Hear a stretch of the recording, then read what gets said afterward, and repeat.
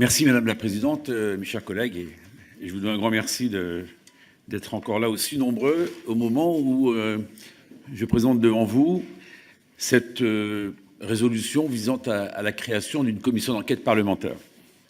C'est un sujet dont je pense qu'on peut convenir ensemble qu'il traverse tout l'hémicycle.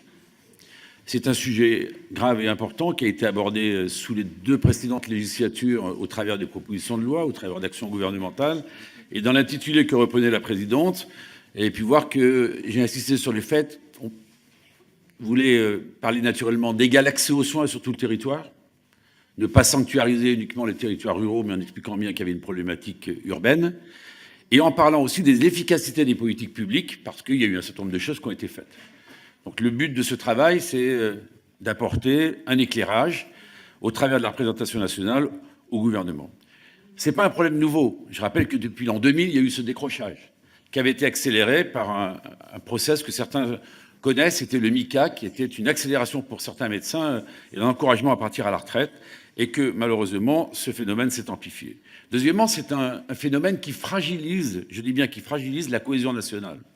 Parce que ceux qui sont les plus éloignés de l'accès aux soins sont souvent les plus fragiles. Je pense aux personnes âgées, je pense à des jeunes familles, et quand on sait par exemple qu'il y a des encombrements dans les services de pédiatrie à l'heure actuelle, aux urgences pédiatriques, qui n'ont jamais atteint de tels niveaux. Troisièmement, il y a des conséquences aval. Les conséquences aval de l'accès aux soins qui n'est pas égal sur tout le territoire, c'est un engorgement des urgences en général. Et vous voyez, on vient d'auditionner la future directrice de la Haute Autorité de Santé. Je crois qu'il y a un lien extrêmement étroit entre la médecine de ville et la médecine publique. Ce qui se passe dans la médecine de ville ayant des conséquences naturellement dans la médecine publique. Également un sujet très grave, c'est la démobilisation, l'absence de reconnaissance quand on sait que 9 médecins formés sur 10 ne vont plus dans le secteur privé.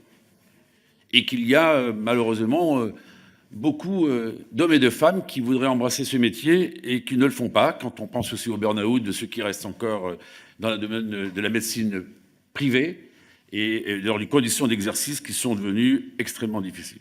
Et puis la mauvaise prise en charge des patients. Vous voyez, on vient de sonner là encore la Haute Autorité de Santé. On sait très bien que dans le protocole des soins, dans le chemin des soins, la prise en charge la plus efficace, la plus rapide par la bonne personne au bon moment, eh bien, permet de faire reculer un critère important qui s'appelle la morbidité.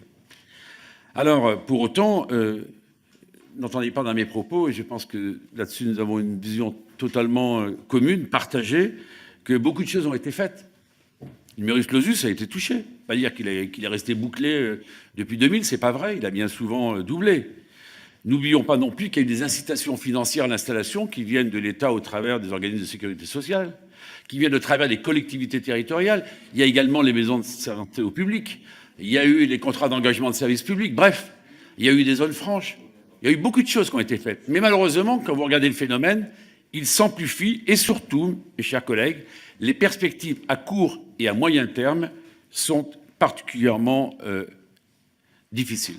La télémédecine qui a été évoquée à l'instant, qui naît un peu de façon sporadique, mais on voit bien que l'organisation de la télémédecine, il faut la mettre en place. La future directrice le reconnaissait elle-même et un collègue qui est en charge de cette e-médecine l'a dit lui-même.